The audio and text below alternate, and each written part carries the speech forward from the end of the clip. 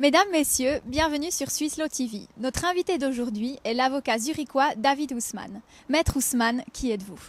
Oui, je suis avocat chez mon cabinet à Zurich et il y a 20 années, je m'occupe pour les assurés et les droits des assurés et les victimes et je fais la spécialisation de Fachanwalt.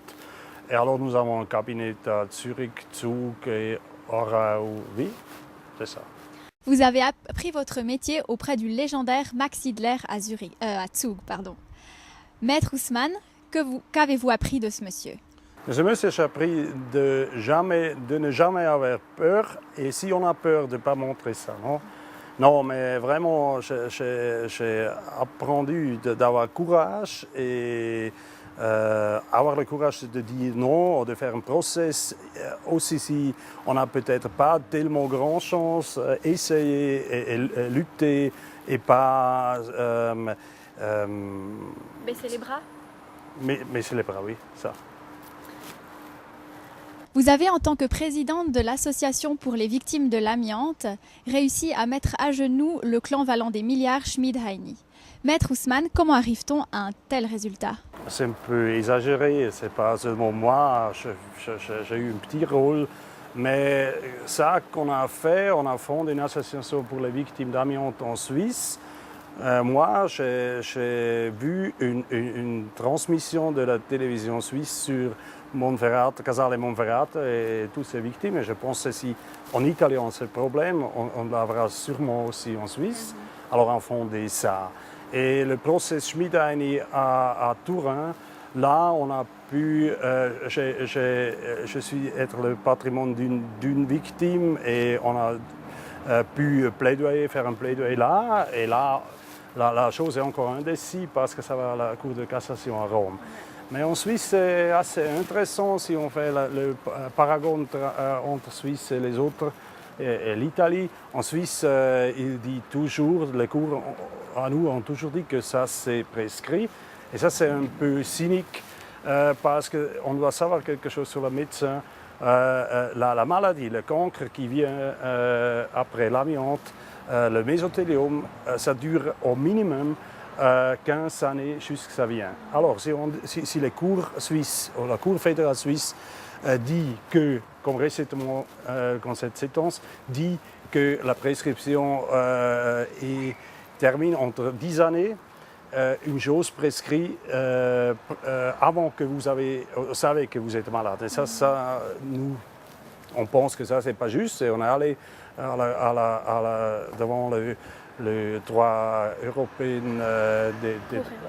Cour européenne des droits des hommes à Strasbourg et on accepte cette décision encore cette année. Ça c'est très intéressant parce que je pense que la juridiction suisse est trop rigide.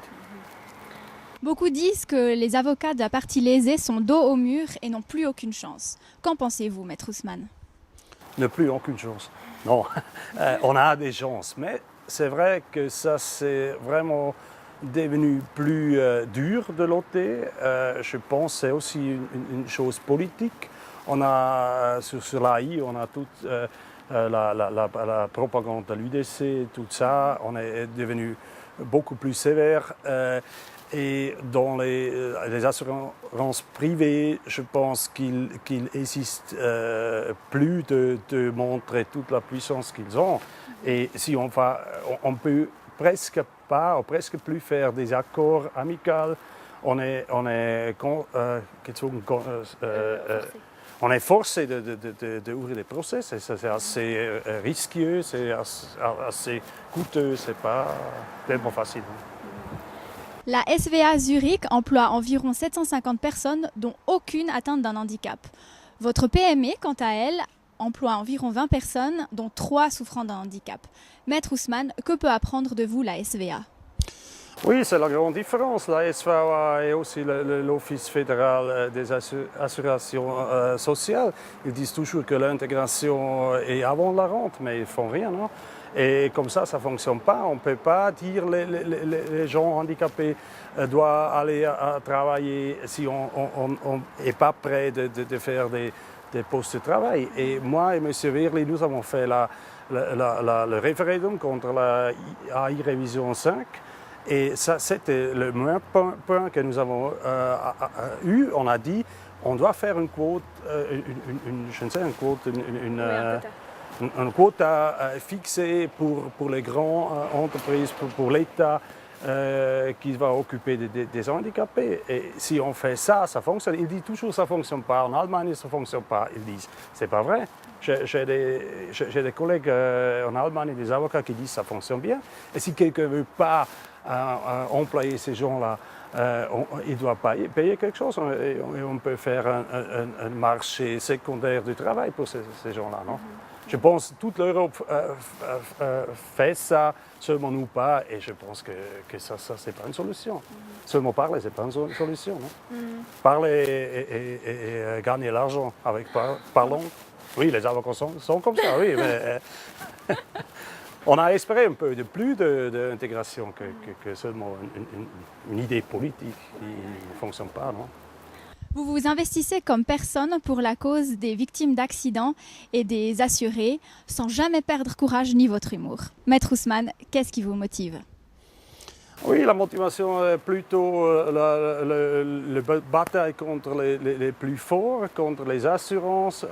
Comme je suis été un avocat jeune, j'ai aussi fait des divorces, tout ça, mais ça c'est pas intéressant parce que ça c'est des deux parties au même niveau de pouvoir, non? Mais là on peut